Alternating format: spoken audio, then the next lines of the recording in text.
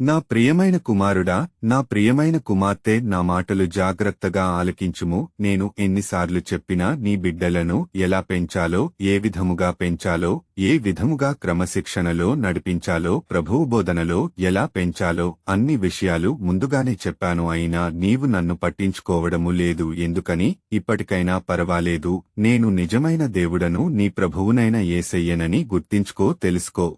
మరొకసారి నీకు గుర్తు చేస్తున్నాను ఏమిటంటే, నీ పిల్లలు బడులకు, కాలేజీలకు, స్కూళ్లకు సెలవులు ఇచ్చారు కదా. అయితే నీ పిల్లలను చుట్టాలింటికి కాని, బంధువులు ఇంటికిగాని, స్నేహితులు ఇంటికిగాని పంపిస్తావేమో, అలా పంపించవద్దు అని చెప్పాను. నీవు నా మాట లెక్క చేయడము లేదు. నీవు నీ పిల్లలను ఒంటరిగా పంపిస్తున్నావు, వాళ్ల స్నేహితులే కదా అని. అయితే వాళ్లు సముద్రాలకి, పిక్నిక్ లకి, షికారులకి, సినిమాలకి వెళుతుంటారు. వాళ్లతో కలిసి నీ పిల్లలు చెడిపోతుంటారు. సముద్ర స్థానాలకి, గోదావరి స్థానాలకు వెళతారు. అక్కడ ఈత రాకపోతే ఆ గోదావరిలో మునుగుపోతూ ఉంటారు.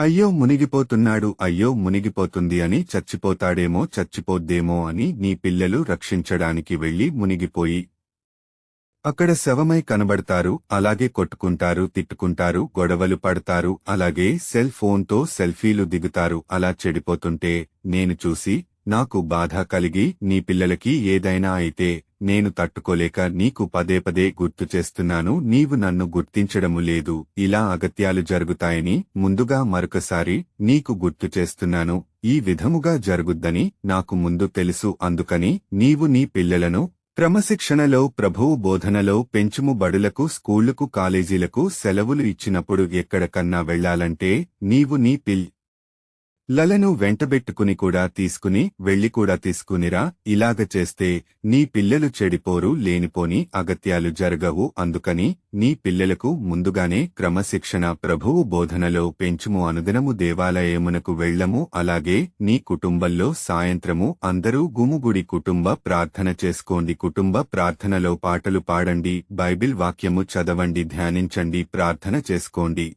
ఈ విధముగా నీ పిల్లలను క్రమశిక్షణలో, ప్రభువు బోధనలో పెంచుము. అప్పుడు పెద్దవాళ్లు అయిన తర్వాత నీకు గౌరవాన్ని తెస్తారు. నీవు నీ పిల్లలకు పించకపోతే పెద్దవాళ్లు అయిన తర్వాత నీకు కీడు తలపెడతారు. కాబట్టి నా మాటలు వింటున్న నీవు నన్ను గుర్తు చేసుకుంటావని ఈ మాటలను నీకు ముందుగా తెలియజేస్తున్నాను. నా మాట నచ్చితే ఈ విధముగా జీవించుము. ఆమెన్.